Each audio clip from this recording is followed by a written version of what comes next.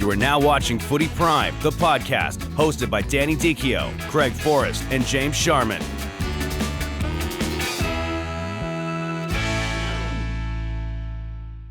It's a special occasion podcast today, Family Day.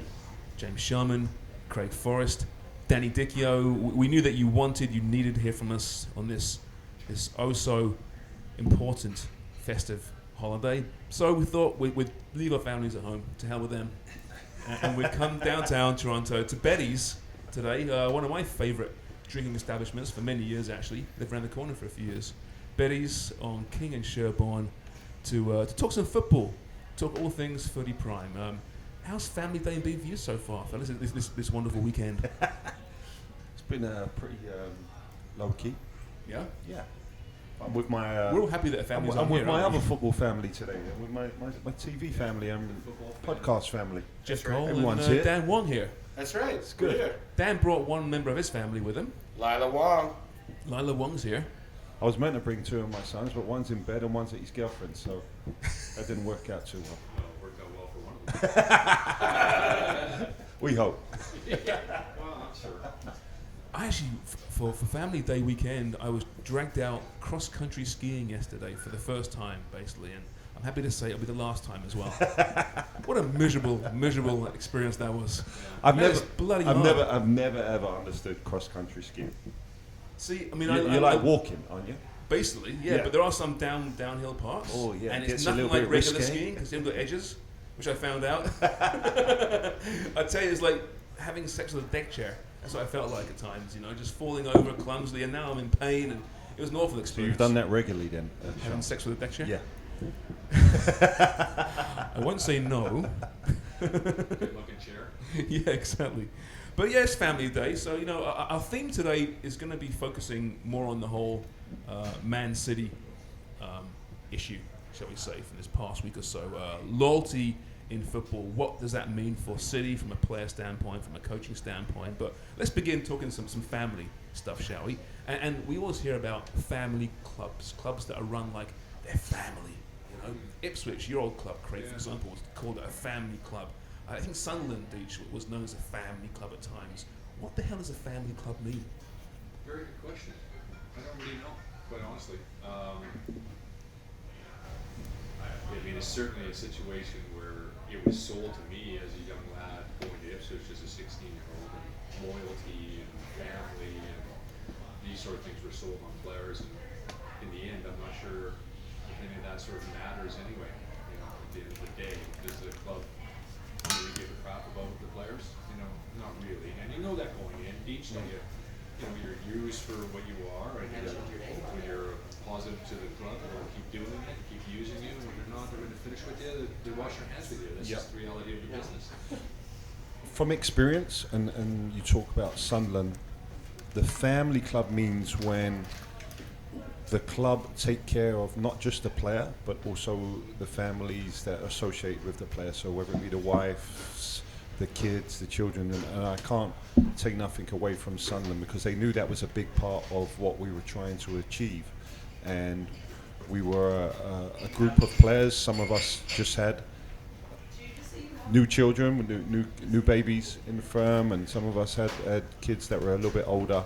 But the way they integrated the families, it really took a lot of pressure off the players because there's a saying, a happy wife, happy life off the field, and I can't stress that enough. I really can't, because the players socialise together and we were away for long periods, whether it be on away games or team trips, team bonding trips. But the club made sure, whether it be in the players' lounge or doing dinners for the wives or just going that extra mile for the kids as well to make them socialise with each other. Because being up in Sunderland, you've got players from all different necks of the woods from England and Britain, actually. So bringing that group together was really special. And I still speak to a lot of the players that I played with there. And it's great seeing how their children have grown up now and are either playing or doing other stuff. And we keep in contact that way. So I really feel that's a big part of it. And I've played for clubs as well that didn't give a shit about what your wives or what your kids were doing. Is it the smaller towns you think that are a little bit more, because you do socialise more when you're in a smaller town with the other players, whereas in London, players go everywhere, different places. So Yeah, maybe. I mean, QPR is a smaller club compared to the likes of like your Arsenals and Tottenhams in London, and there wasn't really a family vibe there. I was a younger player, of course, but there wasn't a family vibe. Yeah, maybe that was because you were, a younger guy. Yeah, doing terrible things in the weekends, as opposed to hanging out with your family. maybe. But I truly believe that. And incidentally, Toronto FC was very similar, because when we first started up in 2007, 2008, there wasn't even a players' lounge back then. Like, my wife had to go to IKEA and buy certain stuff for in. Another IKEA reference. There you go. Sponsored by IKEA. Nudge, nudge, wink, wink. It's every show. But she had to $2 buy hot dogs? certain stuff. Are they $1 hot dogs? They used to be, Yeah, I think they're still on. maybe. But no, she had to buy stuff to come and put into a room that wasn't even really for the players' wives. They didn't think of that because we were a new club. But now I look at what the club do for players, girlfriends, wives, kids. It's unbelievable. I mean, they're down in Los Angeles at the moment. The players' wives have been flown out there, and the kids have been flown out there to spend time with them. But home games, the way they look after them, and it's that added piece to make you feel that you are part of a family. Because here in Toronto as well, we have players that have come from all around North America and even Europe as well. It's very hard to settle in. It's very hard to understand that, okay, you're playing for a team, but also your wife's visa or your kid's schooling is being sorted out by someone that works for the club. That's a lot of pressure taken off the player. Yeah, I can imagine. But I mean, you talk about certain teams having that family feel as far as maybe older players with families, but were you ever at clubs or within a club where it was very much the opposite, very much a bunch of young guys before they'd reached the family stage? How different was that to a room full of guys with kids and wives at home? Well, you're always going to have a varying group of players, from young to older, to having 2, 3, 4 kids like Danny, and the other ones that have none, and they're out partying and doing their things on the weekend. So all that is trying to, manage all that together too, right? I mean, it cause an issue though in the room? I mean, when you have such different lifestyles. Well, it's just the way it is. I mean, it certainly, is an issue? No, not really. No. Like the married guys aren't like resenting the young guys. Damn it. Well, married a bit too young. Yeah, well, there's that. I mean, you got to think of it from a manager's point of view too. How these guys deal with this. We talk about tactics and all these things that managers have to deal with. But I think the most important thing is dealing with individuals, players. And all different levels of progression and maturity. Okay, so ideally, would a manager rather have a player who is a family man but has that distraction as well? He's got the young kids at home, for example. Or would you rather have the young unattached guy who can really focus, obviously has a good time on the side, but can really focus on his football? From a managerial standpoint, what's the perfect situation with the football? Well, I know for sure back in the day, Sir Alex Ferguson wanted players, especially when he was signing players, that were married, which is an interesting concept, because he knew that they were kind of settled down, they weren't going to be going out partying all the time. He had a wealth of younger talent coming through the academy at Manchester United back in the 90s, and we can talk about the class of 92 and what they went on to do. But it was an interesting concept to me, because, okay, we're bringing in players maybe a little bit older than the younger guys we've got coming through, but are going to help those younger guys to maybe settle down a little bit, pull back the reins, but also knowing that they're going to be playing for Manchester United Football Club, where there was a big drinking culture back in the 80s and 90s, but also that they were settled down with wives and kids already. So he actually wanted to go out and get family men. But then Beckham meets Posh, and he's upset about that as well. You can't win, can you? Fergie, what is it? Yeah, that was very different. Upset about that was different. I think it was the stardom and all the stuff that came along with David seeing Victoria. It's worked out, hasn't it? It's worked out perfectly for David. Yeah, for both. For both, really. Yeah, exactly. But I mean, I don't want to sound chauvinistic here at all, right? But the fact is, being a footballer's wife, that's an important role as well, right? That's a tough gig, isn't it? As far as what's happening, at home, because as a footballer, you're so focused on playing. I know you've got a lot of time at home as well, but you are off on road trips. How important is it to have that strong person at home taking care of all the business outside of football? That's important, really important. I was fortunate that way that didn't have to do much except look after myself. My partner was well in tune with that as well, and understood that it was really a short career, and you have to make sure that your body was right and you're ready for training, you're ready for playing, and that's essential. It really is a very important part of it too. So the partners and wives have to understand as well the business, and it's not easy. Some of them love it. They like to be part of the wags, and want to be somewhat famous themselves, and then other ones don't care at all and try to keep themselves to themselves. So you get the mixture of different wives and girlfriends and how they want to take part. I think we're spoiled in a way as well, because we're completely oblivious at times to what the wives have to go through, and whether it be packing up the house and moving to a new town, a new city, your kids included as well. All the drama and the shit that goes on surrounding footballers, especially in Europe, where you could be out on a night out with the players, and there's numerous stories going on in the local tabloids, the weekend tabloids, and it's a very stressful time for a footballer's wife to have children, to go through that stage of their lives, and obviously stay attached to someone that they love very much, but the player is kind of in love with himself and what he's doing in the professional grand scheme of things, and he's in the public eye, and you have to have a very strong bond, a very strong bond, and a lot of trust as well. And that's why, like Craig mentioned, it's easier if she comes from that football world to a certain degree. Isn't just thrown into it at 25, 26. You know what's going on, right?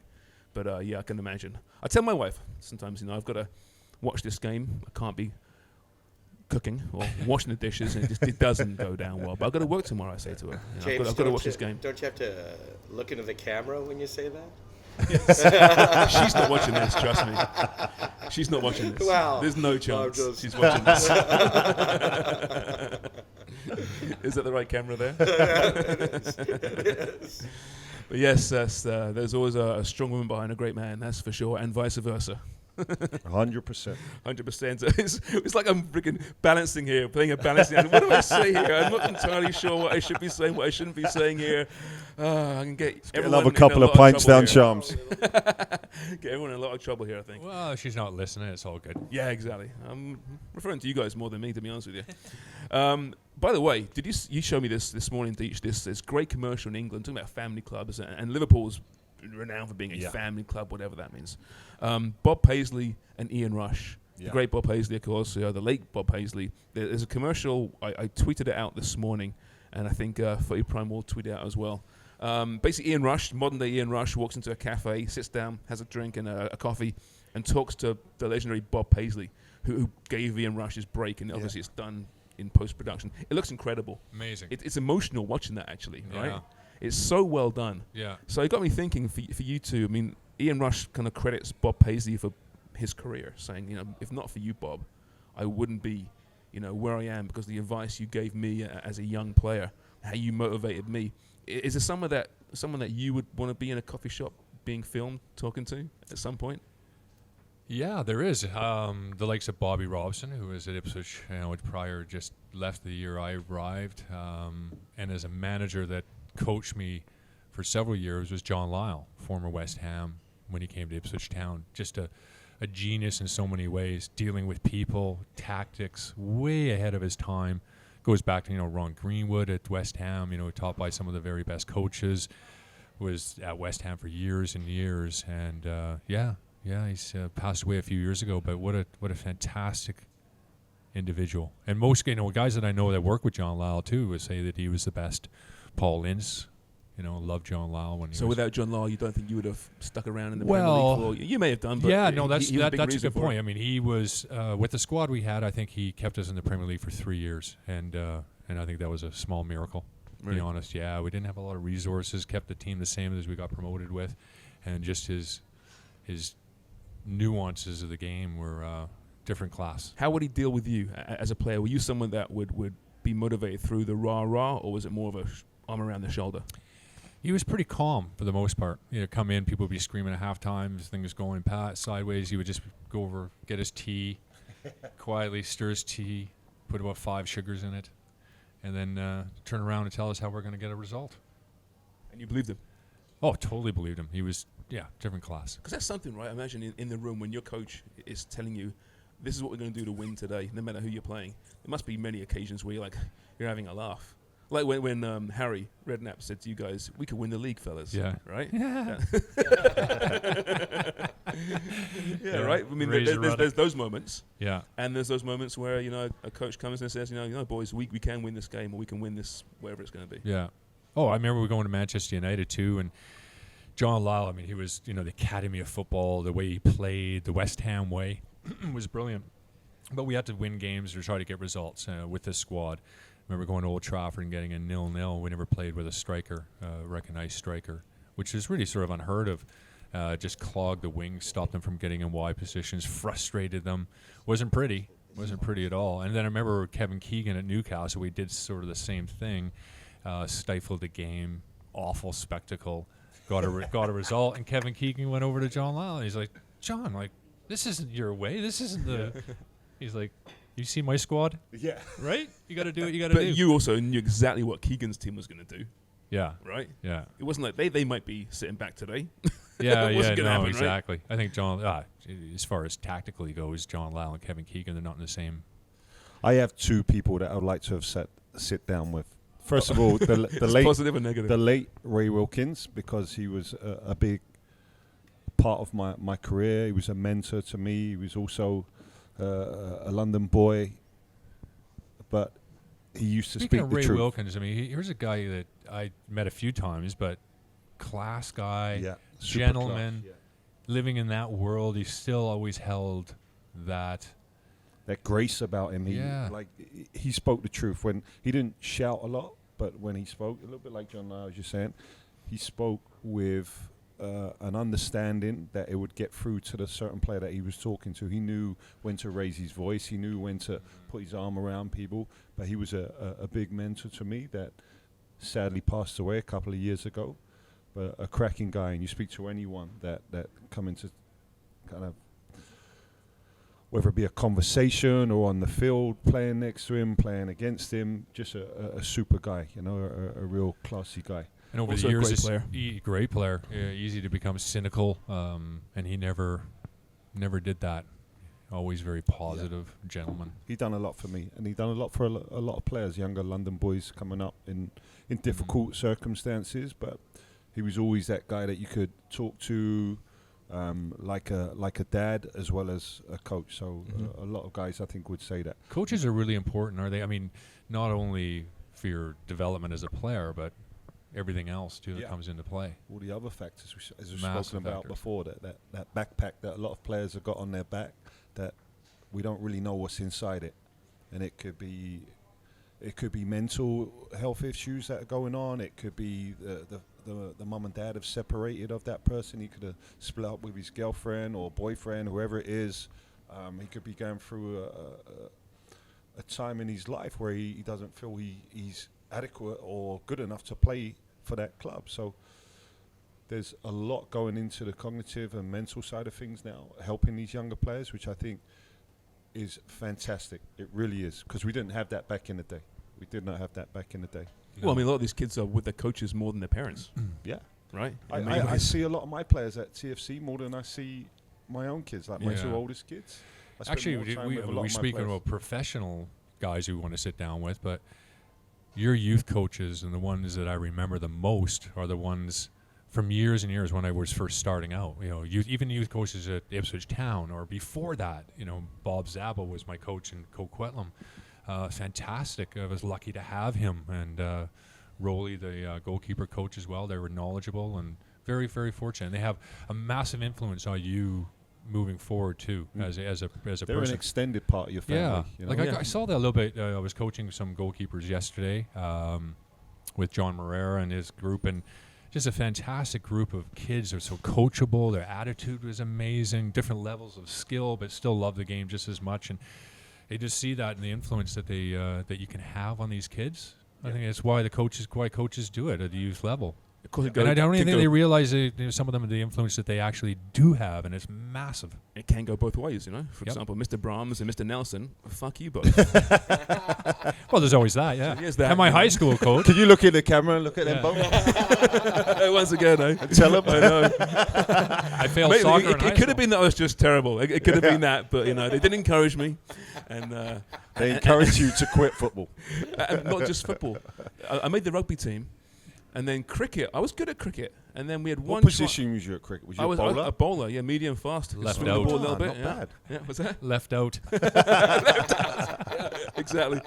No, but I remember one infamous trial, you know, and I played really well, took a few wickets, and then I was so shy back in those days. Were you a speed bowler or a spin? Yeah, medium pace, medium fast. Medium fast. fast. I was 11 years old. All right, Well, yeah. 15 at this point. But yeah, and he goes, Mr. Brahm, no, Mr. Nelson it was. He goes, yeah, make sure you give me your name when we get back inside, you know, for selection. I'm like, oh yeah, this is great. I'm so excited.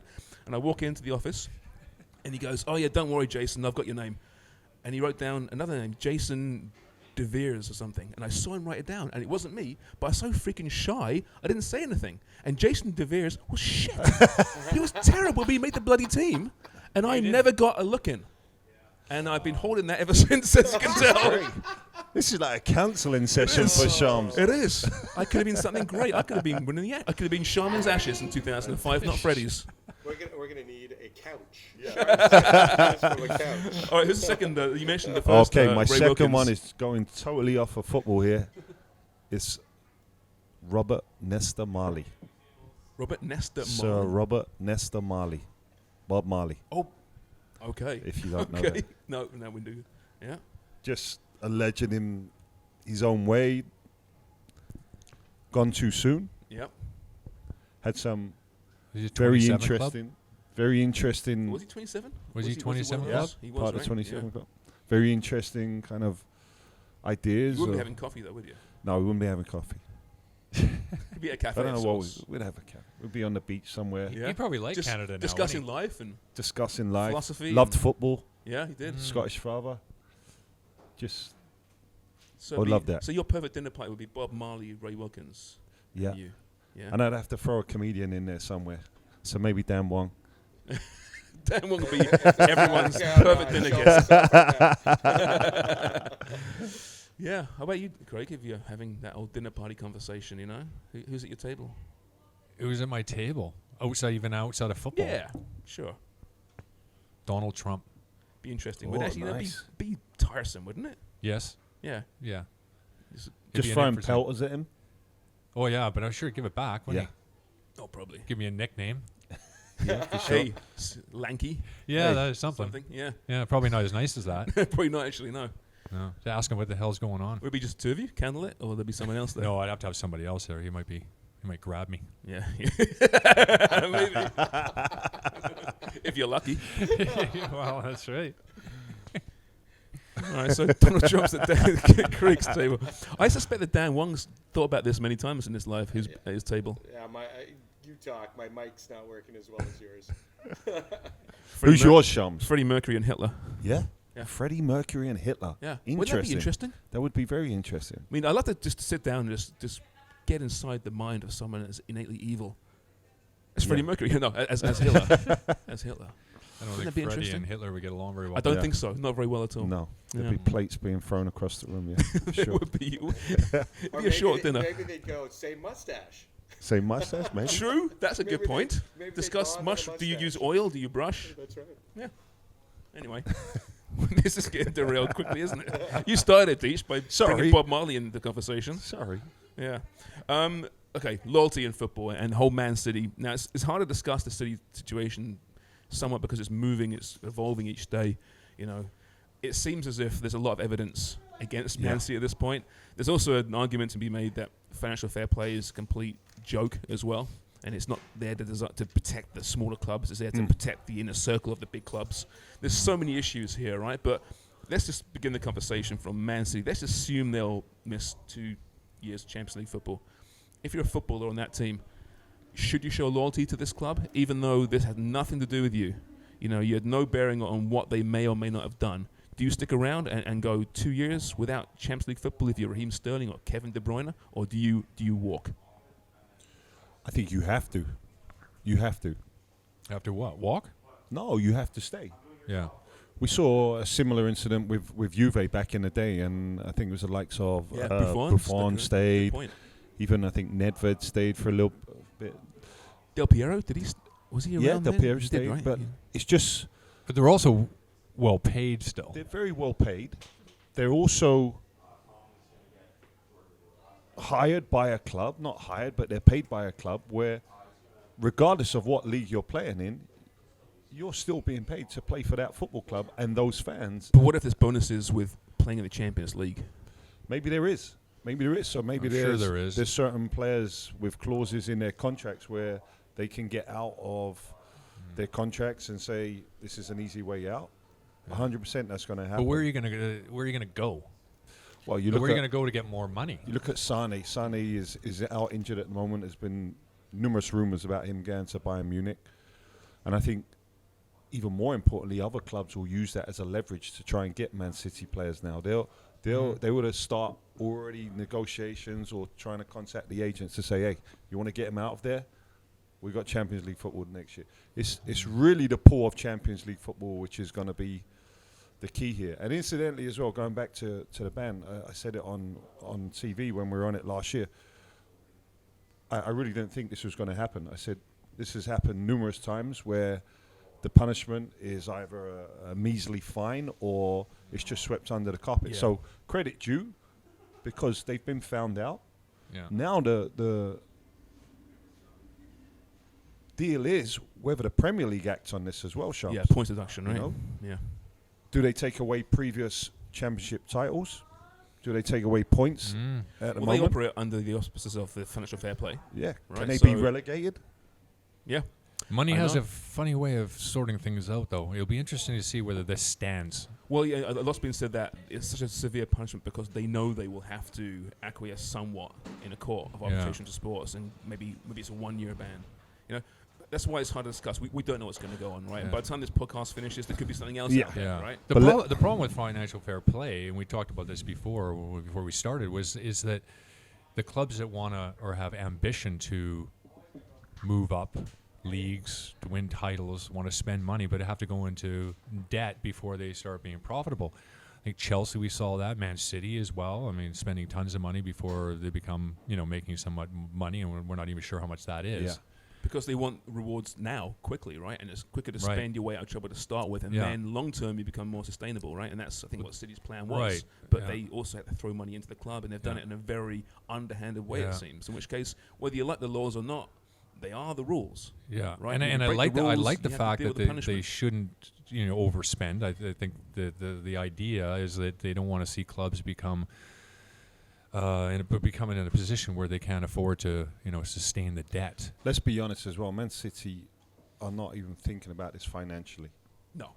Because as we know, if they lose 200 million, Doesn't matter. the owners can just put the price of oil up per barrel by a cent. Which some people are accusing them of doing anyway. And to- they've to made that finance money these back. players. It's purely the will to win. They want to be in the Champions League final. They want to be seen carrying the trophy Well, year sport in, washing year is out. to Yeah, gleam up their image, right? That's Yeah. it. That's Happy all it Valley. is. So whether it's a financial fine of 100 million, 200 million, 1 billion, it doesn't matter to the owners of Man City. no, but the suspension does. The suspension does. Yeah, And that's where it's going to hurt them bringing players Yeah. in. The coverage, the marketing surrounding Champions League, that's what's going to hurt them. But have you guys ever been at a club where you are a member of that club and you are playing for those fans? You don't care so much about ownership and about your paycheck or about even personal ambition. You believe in that crest and you are going to pay for those guys, those punters, paying their 20 quid to 50 quid to 100 quid a week to watch you play. That's who you are playing for. And no matter what happens outside of that, you'll always be loyal to them. Have you? Be honest. Yes. You have? Every club. Every club. Yeah. Really, that was more important to you than a paycheck, than No, your it's personal not ambition. so much the paycheck, but you're basically part of a club and the community to play week in, week out for those fans. You got to remember, most of the time we never saw the owners. They were in a dark room in a place, maybe not even in the same country, that are running your club. We had certain directors that would be at the grounds, and they're just like your message men.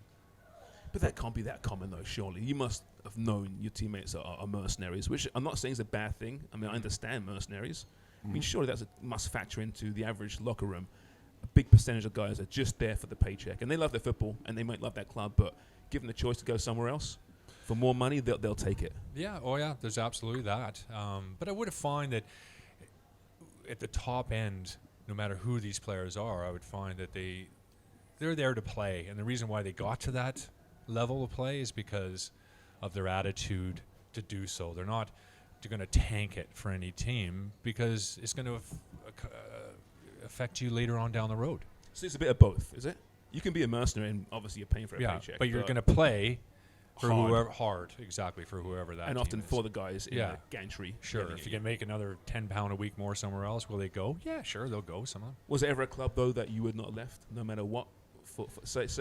Let's say Real Madrid came calling, Deitch, when you were at, I don't know, wherever, your favourite club, your boy at QPR or Sunderland or wherever it was. Was there ever a club that you wouldn't have left for if they were going to quadruple your wages?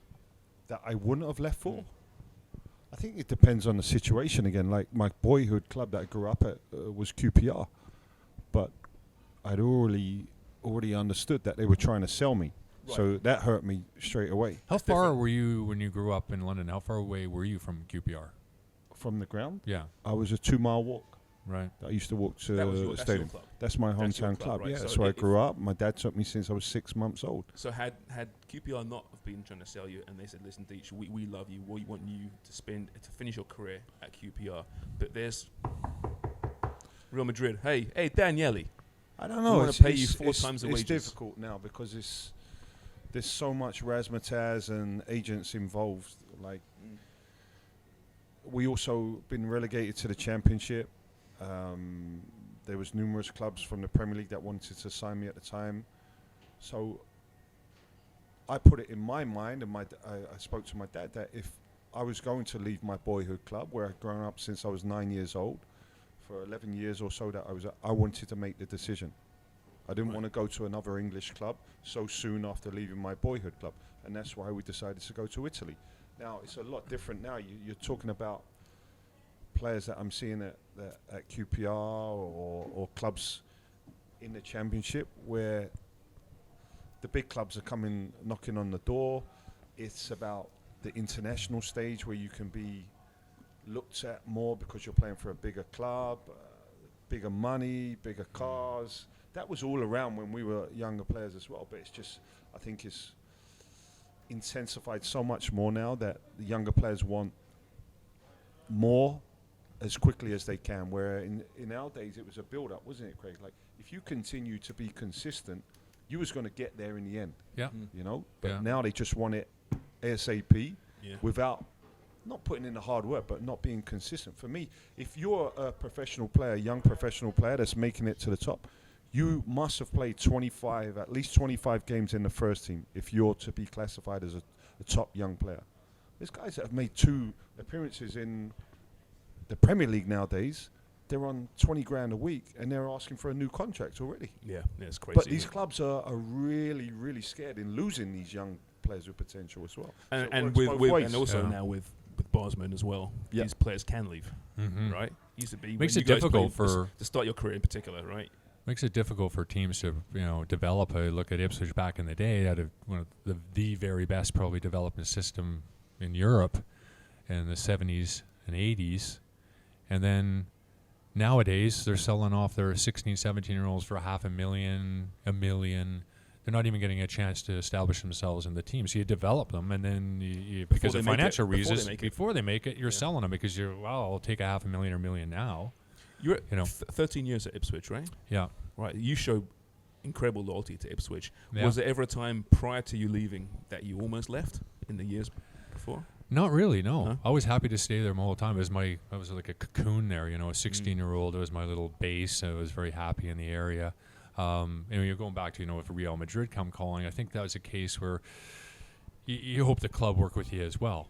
As much as it's a family club and you love that club and you're going to work hard for them, you would expect that the club would say, you can't miss this opportunity, and we're going to let you go. Mm-hmm. I had that little bit with Ipswich, which I was disappointed with, because when I was on a loan at Chelsea, but at that time there was no transfer window, and Ipswich were happy to have me go to Chelsea. I was doing well there, and they had the FA Cup final next. And at that point, that's when Ipswich, when I thought, okay, I've spent 13 years here. You've moved on. Richard Wright's doing really well with your club. Here's a chance for me to play in the FA Cup final. And then they played hardball. They wanted a ton of money for me to do that. And That's for a permanent move? For a permanent That would've move. been- And Chelsea were, at that point, were not willing to be held to ransom before that final. So they used it as leverage. Exactly. And And it then didn't- that's when I sort of decided, I was like, well, that's really, really disappointing. What year was that? 97. 97. Yeah. So just before you left. Yeah. For Yeah. West Ham. But you could have Yeah. left earlier for Chelsea. For Chelsea, yeah, full time. Was it a fee to West Ham, or was it? Were you? Did you? Yeah, it was a fee. It was, a fee. it was about 6 months before the Bosman ruling came in. Yeah. My timing was impeccable.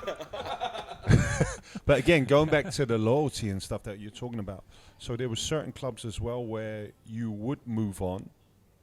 Like when I moved on from Sunderland, I went to West Brom, and the chairman spoke to me very personally and said, "We thank you for all your time here, and we know that you want to get back closer to London and with your family." And there was just that relationship there. And I've been at clubs where I didn't even speak to the chairman, or the chairman was negotiating a deal, asking for more money, like Craig is saying there, but had never had any interaction with the player. So it works both ways.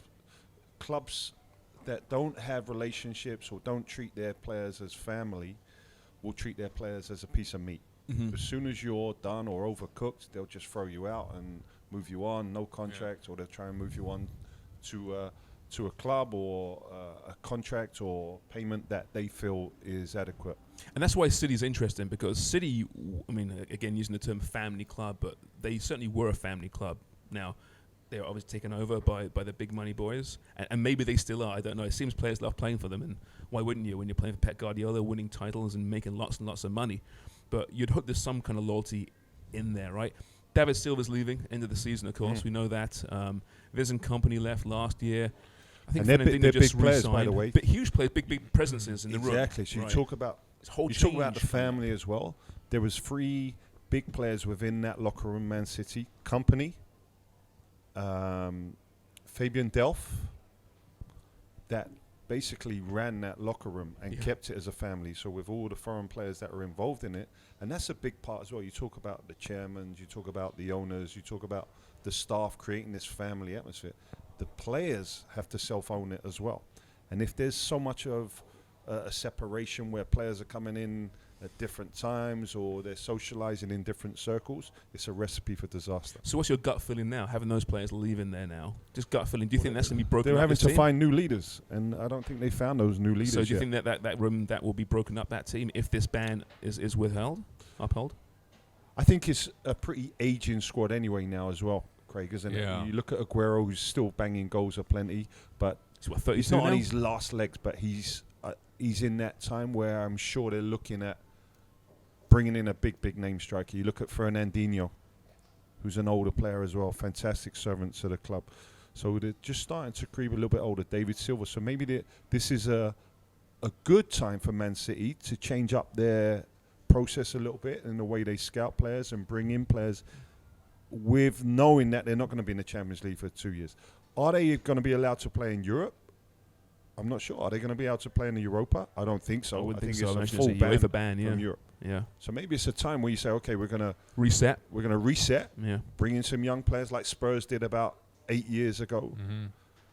Does And Pep it's a stay? perfect time for him. I think he stays. He's come out and said something this morning and said, my loyalty is to Man City Football Club. If we were in League One, League Two, I would still be here. I hope he does. I mean, again, he could just say, listen, this wasn't my fault they did this. I didn't know they were doing this. I think you can understand that.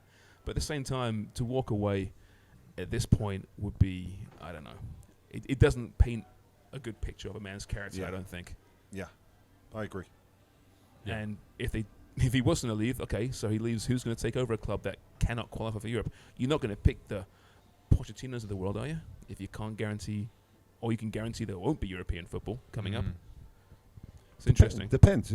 If you're resetting, as we just spoke about, and changing up the squad a little bit. Okay, sell some big name guys that either struggle with injury or don't want to be a part of the future.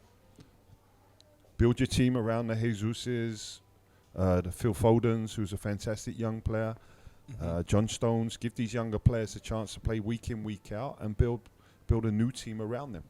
Could be playing in the league championship with those players. Yeah. Sorry, John Stones. Hasn't worked out for you so far. That's all I'm saying. But what about the race for fifth now? Right, it gets really interesting, doesn't it? If this ban is upheld, race for fifth. Suddenly, Sheffield United are in the driver's seat to Wolves play in the Champions League. Yeah. Wolves, Everton are in the conversation. Obviously, Spurs and United. Yeah. I mean, wow. Yeah. I mean, it makes it really interesting, doesn't it? A season that was kind of slowly dissipating in the most glorious way possible because Liverpool running away with it. But I mean, if this goes ahead, my word, I mean, this is suddenly going to be some race to the final whistle, isn't it? Yeah. You know, and you look at Sheffield United, I mean, going back to years ago in 94, I believe. Well, not in the Premier League. Remember, he didn't play in the Premier League, Pesci. He got released, but they got screwed by, West Ham. Tevez, right? And then that deal. So, and then also in '94, they I think Steen for Chelsea scored in the last second and put them down, relegated. So they've had some bad luck, but they've done very well this year. You know, well coached. The coach is very honest with the players. Yeah, he does really well with that group of players. So yeah, as everybody is looking at going, well, if this stands up, could it be a chance for a club like Sheffield United to be in the Champions League? Yeah. Amazing story. And could they forget Champions League? But with that money, could they sustain their Premier League status for a few years? Right. You know, I mean, we see teams now and again. Sunderland being an example. West Ham as well. You both played in those teams. We did really, really well for a year or so. Really well. Yeah. Like European football well. Yeah. And then they couldn't really sustain it, and now have dropped down in the subsequent years. The trouble is with the clubs like Sheffield United and West Ham of those times is that you're trying now to compete on a number of different fronts. So different, right? That's different.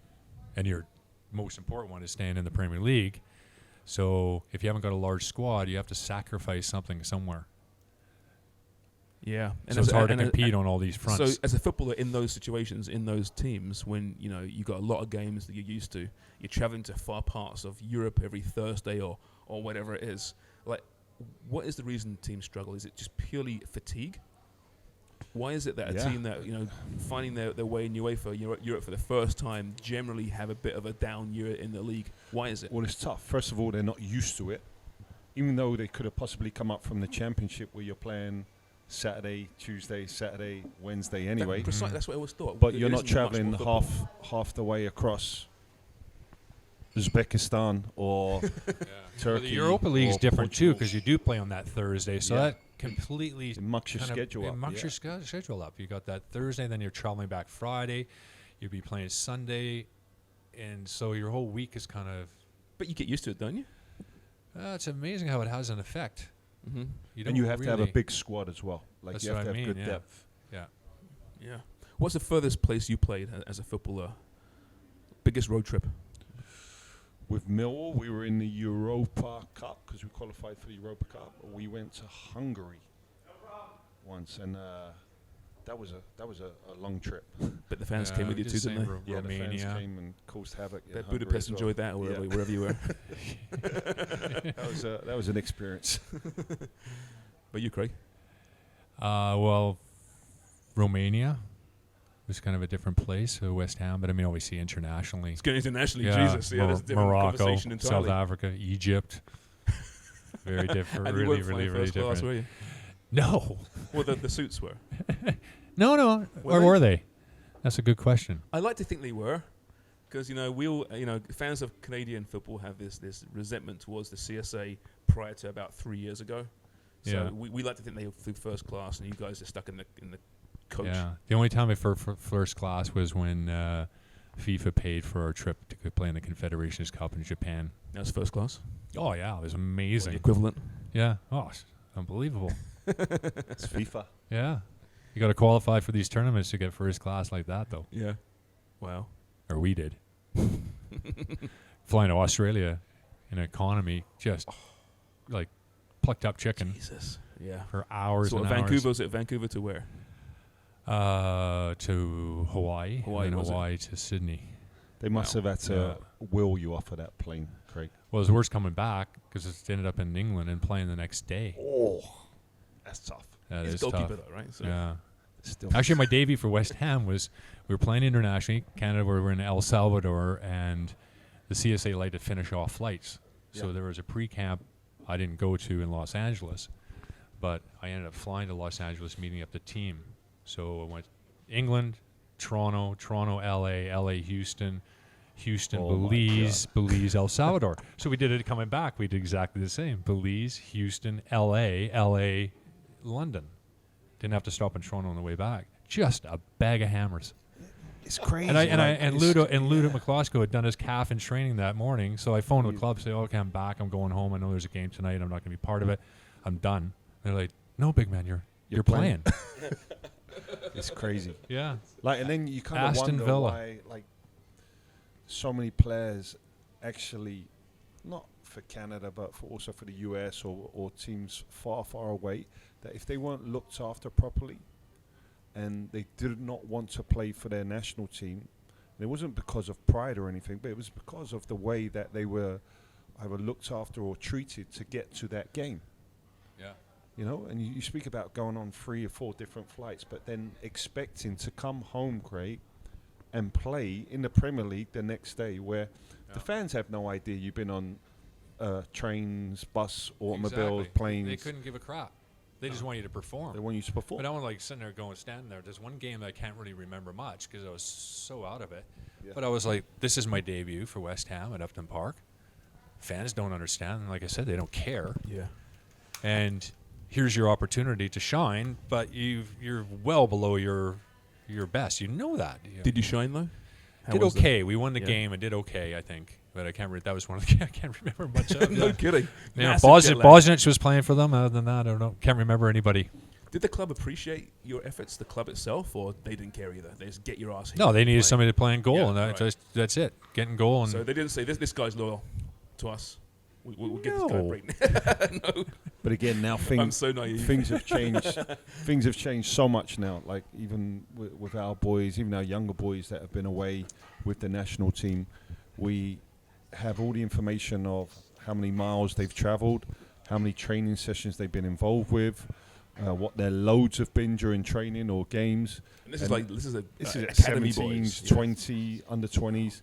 So you can only imagine what is going on at the full men's national But this is team. because, as a club, you know that a healthy, fit footballer is Yeah. far more useful to you than a jet-lagged to hell footballer, right? Yeah, Who and you know, just affects the throwing body them in the differently, game. right? It was what they needed rather than probably throwing in Stephen Bywater. I don't know if he was the younger keeper at the time. he was. They wanted someone that they could trust, experience. They had no idea. He probably had 3 hours sleep on the way Yeah. to the game. It's just, that's what you do. You're paid to play. Regardless if you've gone halfway across the world to play for Canada Mhm. in some CONCACAF game. No one in Europe gives a shit about that. Was there any communication between your Canadian national team coaches and your club coaches, vice versa? Was there ever like a phone call? Hey, how's Craig doing? Or Oh yeah, there was, yeah. And they'd always send a schedule too to the club about what you're doing from day to day. It was very, very clear. I remember one we were trying something different. We go to Mexico City. We try to show up a week before, try to get into that altitude, get comfortable. That didn't work. Tried going in last minute. That didn't work. We tried all sorts of things to combat that, but they sent a schedule to Ipswich Town that we were going to settle in. And by doing this, we're going to play golf for the first 4 days, and that's it. So they put a schedule. So I'm going to get them. They go, what is this, a freaking holiday camp? no kidding. Right? And it looked like a holiday camp because they pulled me into the office, and they're going, well, What is what's this? Golf? You couldn't wait to get there, though. Oh, I was really So, yeah, looking no forward to kidding. it. He said just the 4 rounds. Yeah. Cocoa Yolk. That's But what the we- place was called. How would Canadian soccer get any kind of reputation with professional English club football with that kind of itinerary? Right. They're saying this is a joke. Yeah, so I'm just saying, Send hey, you out there. right. I mean, the idea was, I mean, made sense. it made sense. Sure. Try something But they shouldn't have different. said golf. They should have said Yes. Where we Right. call, That's what I said to the CSA when I got there. It's like, something, guys, right? Football golf. They just said football yeah, golf. you're killing me here. Crazy golf the next day. Football golf the next Yeah. day. Yeah, the idea was to not to do anything strenuous for the first 5 or 6 days, and naturally just get used to the altitude. This was Where was this? Sorry, which country were you in? Mexico. Oh, Mexico. Okay. Yeah, Right. yeah, Mexico Not City. doing strenuous in Mexico. It's not the easiest thing to do. Yeah. It was a neat place, though. Yeah. Yeah. Wow. Had caddies and the whole deal. Tell me this. So when national team, and we've been talking about families and like the loyalty, did the national team look after families when you played at home, Craig? Was there any of that? Not other than just tickets. Just tickets? Yeah. No. I mean, I know you Zero. probably played at like different home stadiums, like Edmonton. I know you played at Vancouver. I don't know if you played in Toronto, but Yep. Yeah. again, I just want to know whether there's the same process where the players are looked after, the players' wives. Yeah. No. children? Not at all. No? Absolutely zero. left I to don't your think they would own know even devices. who they are or, Yeah. or Strange, even yeah. care. And that's at the international level. Yeah. Yeah. No kidding. Yeah. Remember talking to It Neil? should be better. Yeah, it should be. It should be much better. But the whole international club argument, it's always been an issue, right? yeah. I remember speaking to Neil Webb about this once, and he got picked for England while playing for United. And Alex Ferguson pulled him in the day he was leaving and said, "You've got a calf injury." Yeah. He goes, "No, I haven't, Gaffer." He goes, "No, you've got a calf injury. You can't play for England." And Webb said, "To hell with that. I'm playing for England." Went to camp and he played for England. And he got back to Old Trafford or the training ground the next, wherever it was, and opened the door to the manager, and he ducked as a pen came flying through the air at his head from Fergie towards Neil Webb. And he goes, "Yeah, he wasn't best pleased that I went against his wishes." But that must happen all the time. Yeah. In those days in particular, right? Well, there was no rule as well, FIFA Right. rule. So Yeah. that would happen Not that to me Fergie in would give a crap 19 about that to begin with. Yeah, it happened to me in 1990. The qualifying for the World Cup. It's probably a really good chance for Canada because Mexico were suspended for playing overage players at a youth tournament. So great opportunity, but I wasn't allowed to go. My club didn't have to let me go. Now, that also isn't entirely true because John Duncan was the manager of Ipswich at the time, and I was established, but he was honest. He was like, "Listen, when you go, another goalkeeper's going to come in. If they do well, I'm going to leave it the Lose your same. place, So yeah. you're going to lose your place. So that's the reality of the situation as well. So he did say, I will let you go, but I'll also cover for you, and I'll blame that I won't let you go on that reason. So he would have let me go, but he also put me in a position where I was like, That's tough. yeah, it's tough. It's on you. It's on me. Yeah. Yeah. That's really Yeah. hard, actually. And Mhm. if Ipswich fans listen to this, loyalty. There's loyalty from a player to a club, right? Yep. Yeah. Which you don't hear Big so time. much about. It Yeah. does exist. Mhm. And then you were screwed over, 11 years later or whatever it was, Yeah. right? Yeah. 9 years later. No testimonial, nothing. No testimonial. Just a piece of meat, Greg. Just a Just a piece of meat. That's all you are. Overcooked. Piece of meat. Relegation. What about? I mean, this is kind of similar to the City thing, right? Relegation players have clauses in their contracts that if they get relegated, they have a right to leave the club. That's not displaying loyalty, is it?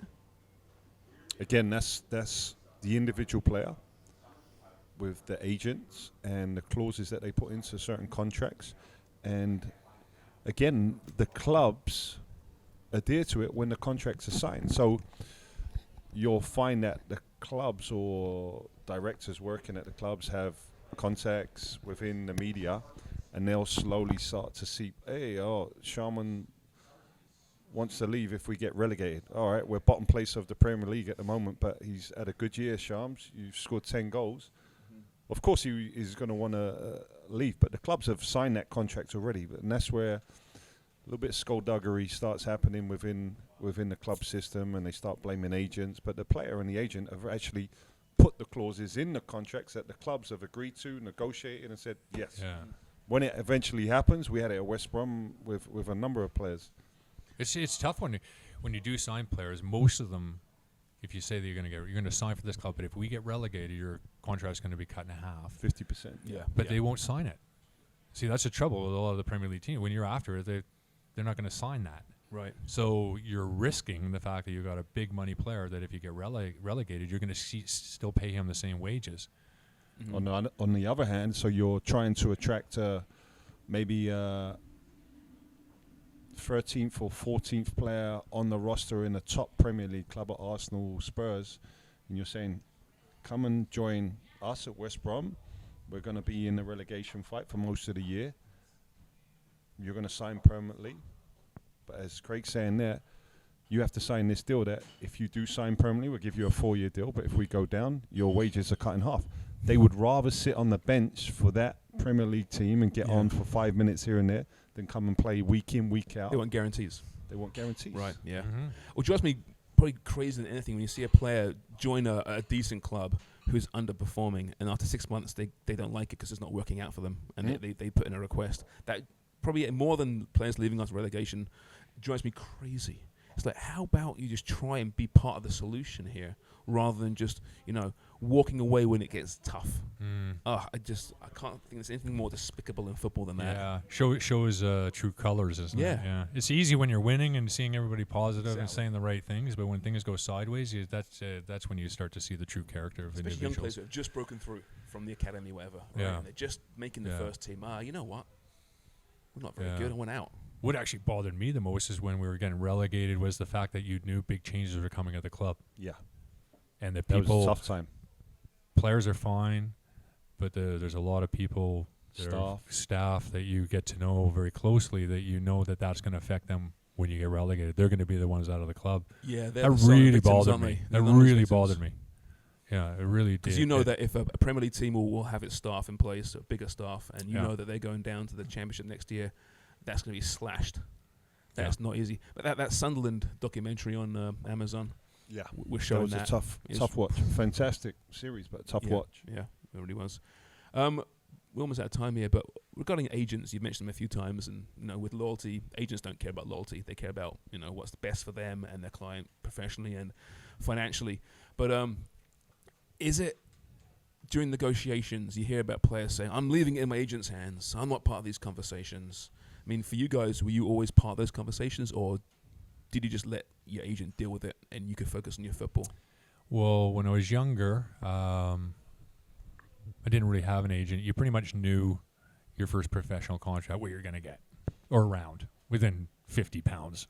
That's out of the YTS, though, right? Coming out of the YTS. Days, yeah. YTS, everybody's on the same. Then you sign pro contract. We pretty much didn't need an agent for that.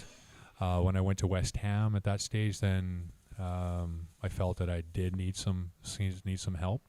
And with Jonathan Barnett, who is Gareth Bale's agent, those guys make a lot of money. But they're just like anybody. Once you're not really useful to them. The phone call stop. The phone calls stop. Yeah. Texts stop. Is that obvious? Yeah, you notice that, do you? Yeah. And then it wasn't Jonathan that got my move to West Ham. It was another group, but. But were you part? Were you involved in the conversations, or were you very much like you just take? No, they were just basically, don't worry, the club will pay our fees. This is how it went. Okay, so then they do it, and they go, the good news is the deal's done. The bad news, they didn't pay our fees. Oh, okay, so now I have tens of thousands. Now I owe a percentage. Now I owe my agent that. Then I get to Scotland for preseason, just show up with the West Ham group, talking to John Hartson about this situation. Go over and talk to Harry at the other end of the restaurant, Harry Redknapp, and Harry tells me, don't pay them, they've already been paid. No. They're trying to double-end it. Wow, really? Yeah. And is Harry being trustworthy? Oh, yeah. He was absolutely telling the truth on that matter. I think he had a heart there. Harry probably took a little cut as well. He would have definitely taken a cut. He had a little dabble somewhere. But when you heard that, though, I mean, what are you thinking? You're thinking, you only use about 3 or 4 different agents. Yeah. Right? Are you thinking that, who do I trust now when you hear that? Yes. Yeah, exactly. Who do I trust? So anyway, I got rid of them and then went with Jonathan Barnett and his group. Yeah. And then you signed Gareth Bale, and you're like, crap. Yeah. But they had like cricketers as well, didn't they? They had a big organization. Oh, massive. Jonathan Barnett. Massive. They're still going now, but I think they got. He told me that they got, I think, £10 million for the Gareth Bale deal. Yeah. That's what they made. That was their take. That was their take. Jesus, we're in the wrong business. Never too late. Forget about playing. I know. These guys just sit on the side and don't get hurt. Yep. And make huge amounts of money. No, you're both good human beings though, so thanks, wouldn't fit in.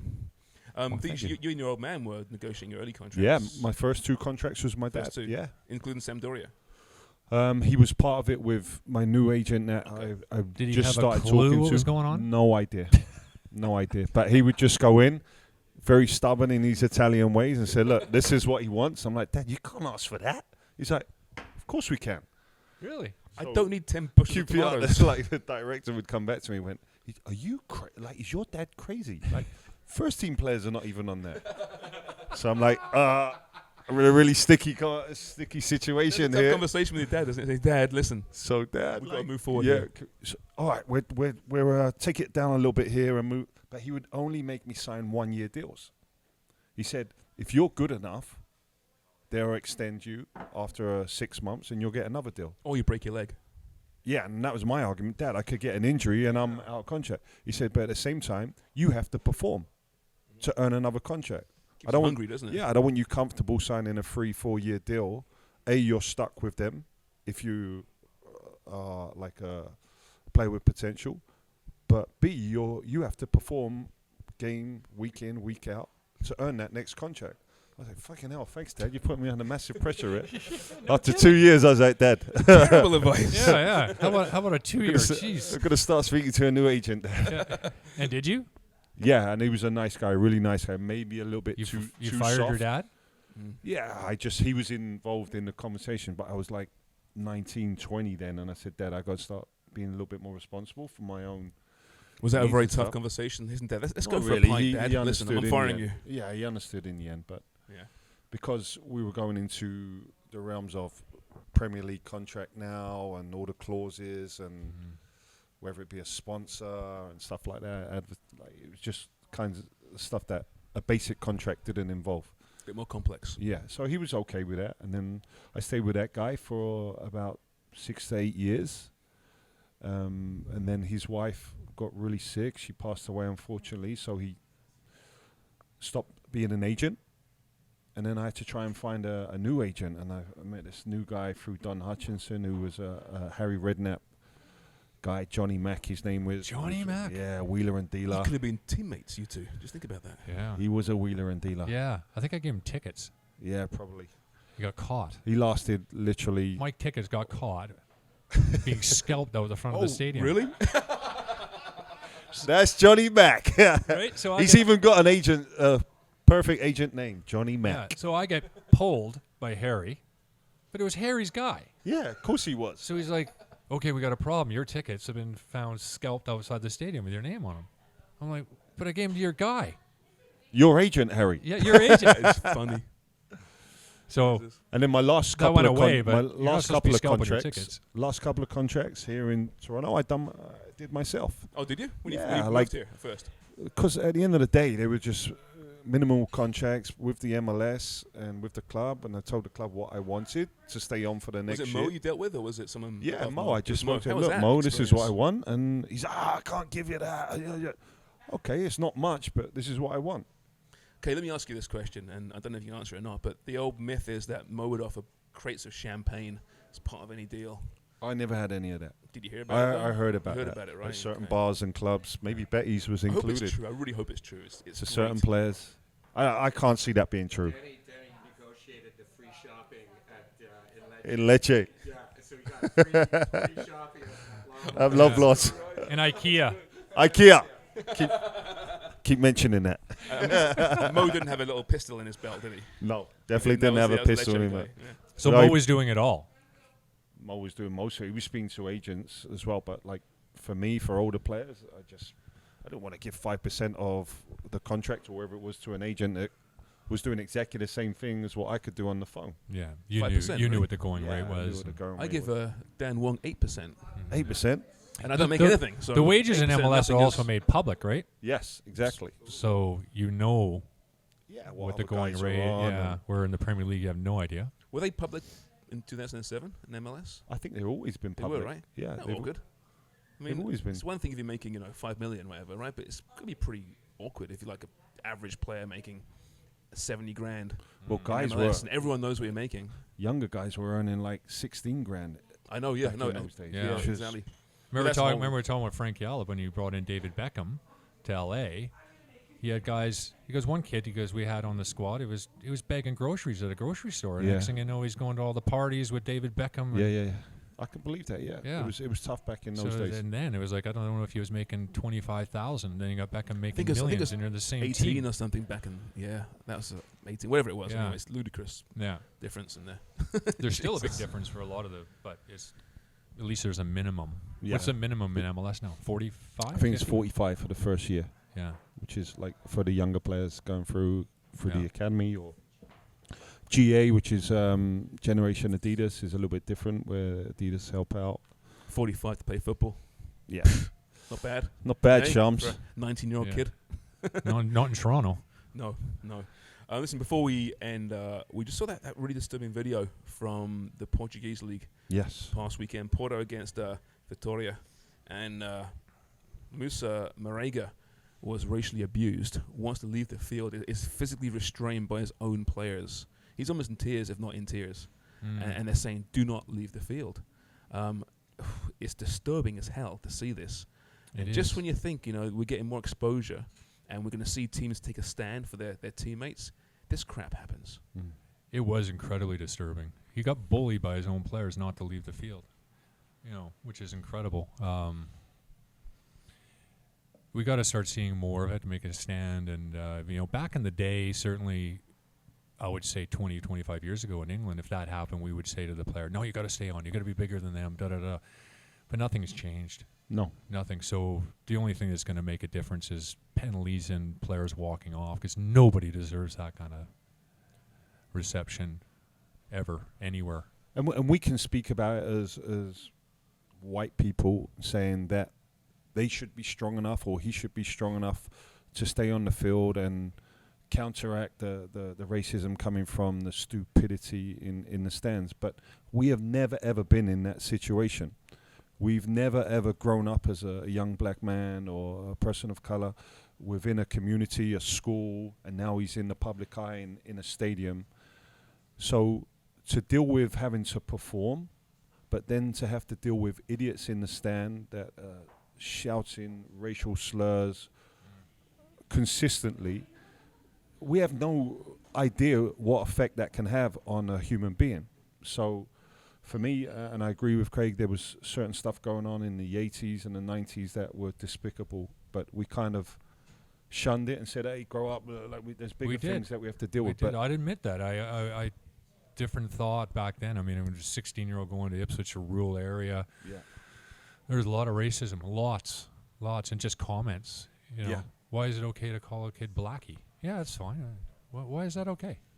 It's this place of work, right? Yes. Break it down that simply. It's this place of work. And he can't go to his place of work without being racially abused. Yeah. Right, break it down that way. It's simple, right? It's pretty simple. Both sets of players should have walked off the field. Yeah. Right, that's the only way, to start with. Anyway, you make a statement, I suppose, but it didn't happen. Oh, it'd be good for leaders too around the world to make a stand and on this too. But unfortunately, we've got a bunch of leaders that around the world that are almost enabling these people. They're happy to make And there are massive politicians in the UK financially. as well, right? UK, Oh, yeah. there's lots of it. Yep. But going back to the game as well, the referee gave the player a yellow card for leaving the field. Like, come on. Come on. There's so many there's things a wrong with it. situation happening. You have to be deaf or totally blind to not hear or see what's going on in the stadium. Okay, you're refereeing a game, but you can hear what's going on. Sure. You can see what's going on. You can see a player's affected. And it's not because of a tackle. It's not because of a decision. It's because of an ulterior thing that's going on in the stands. So come on, please be a little bit more sensible in saying, okay, I'm going to deal with this in a way that is going to be seen by the whole world in how we can move forwards with this. We're going to put a stop to this here. I'm going to be the benchmark, this referee, to stop the game. But they're not thinking like that. They're not. They're so worried about the regulations from the federations and all that bullshit instead of making a stand themselves. Yeah. Well, I mean, and I think we discussed this before, but culturally, a lot of Europe is so far behind the times. The average person doesn't see it as a big deal, unfortunately, and that's sadly being proven once again, right? And until that changes, this won't change. But like I said, UEFA are happy to hand out massive punishments to a Man City for financial irregularities. This is more serious, is it not? I would say. This is more of a I scourge think the in problem the game that than they're financial. sitting in meetings. I'm sure they're sitting around going, if we start doing this, we're going to set a precedent, Yeah. and there's going to be dozens and dozens of clubs suspended, fans suspended. What does that mean? What does that mean? It would for show us, strong leadership, wouldn't it? It would show strong leadership, but they're worried more about the financial ramifications and starting something like this. Where does it end? Yeah. Because it's bad. I mean, remember we're doing UEFA Europa League. You Yep. get sort of the small clubs all around Europe that you don't normally see, and the racism was all over the place. Almost It was weekly. every Thursday, wasn't it? We were week. dealing with something. Yeah, Remember the swastika on the field? yeah, that was international, wasn't it? Croatia. That's right, it was international, Yeah. yeah. It's very simple to me. So if this is going on within the stadium during a game, you have to steward and police it better, but empty the stands of where the racial slurs are coming from. Get the fans out, players off the field. I think I saw a clip of it was Germany, I think, and there was some racial chants going on, and it was the fans that policed themselves. They pointed out who these people were and got them out. So there's that too.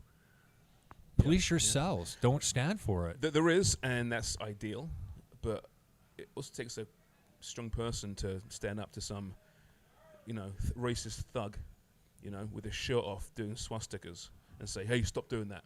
It takes a lot, right? Yeah. There's intimidation there, I guess. right? I don't The average get it. person wouldn't do it. Obviously not There's a happening group of enough. people, right? Yeah. But players can go over to the side of the stadium and start waving their arms at the racist and saying, Yep. stop it, stop it. It's not going to stop it. The only way to stop it are the two captains, the referee, and the players themselves showing solidarity to go off the field until it's dealt with. That's the only way. Yep. The fans will soon start to realise that they're not going to be watching any football unless, as you said, they start stewarding, policing it themselves, or they're not watching the game anymore because of their stupid behaviour. And the thing is that a lot of people will say, "Oh, yeah, but these guys aren't real fans." But sadly, they are fans, right? And seeing their team lose points or lose, positions, that will hurt them. Yeah. Because they are fans. They're terrible fans, but they are fans, right? Yeah, the difference between North American sports and sports, specifically football in Europe. In North America, people go to get entertained. They go to the game to leave all their lives' issues behind for that evening. Over there, they take all that with them, and they want to be vocal about it, whether it's religion, politics, racism, all It's this their shite. platform, isn't it? It is their platform, Yep, precisely. sadly. Okay, well, ending on a dour note. I think it's an important note, though. In fairness, a really Sure. important note. It must be dealt with. Yeah. But, Well, we talk about it quite a bit because it keeps coming up a keeps lot. coming up. Yeah, exactly. I've really enjoyed doing this in Betty's. Betty's King and Sherborne. You've been in downtown here before, Toronto, a Shams, couple huh? of times. I live around the corner for like a long Because time. they got a picture of you up there. Look, just under there. Hey. See Shams here? That is, what's We his got to name? get it up on That is Instagram, Sly Jeff. Stallone. Can we get that picture of Shams in Hey, the corner listen. over there? Yeah. Look at Shams. Yeah. Listen, Sly Stuck Stallone is behind the 5. plant. I'm much taller than Sly Stallone, and whoever is beside. But there is some football paraphernalia here, though. There's a Columbia, a Carlos Valderrama signed shirt back there. Yeah. There's a Matt Letizia Southampton shirt because owner Al is a big Southampton fan. And you look around, it's just a great place. Fine pint of Murphy's too, Deech? Very nice. We're gonna have How's to. We're gonna have to coffee, do a Craig? little a podcast. Live audience. Live Yeah, audience we'll do one it. in it, right? It's been good once we get our beer sponsor. Just gave Murphy's a free plug. How's your coffee, Craig? Oh, it's awesome. Best coffee I've Must be had. so cold by now. Ever. Nothing but whiskey in there. Nothing but whiskey. All right, listen, we're out of time. Our thanks to Betty's, of course. DeanBlundell.com. Eggplant, Picture and Sound. We'll be back there next Monday at home.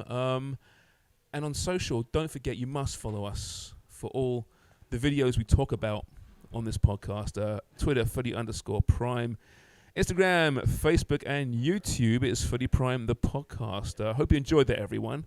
We'll start our next pint of Murphy's Port here, Deech, and we'll speak to you next Monday. Thanks, Cheers everybody. for listening. Thanks, everybody. Thank you. Appreciate it.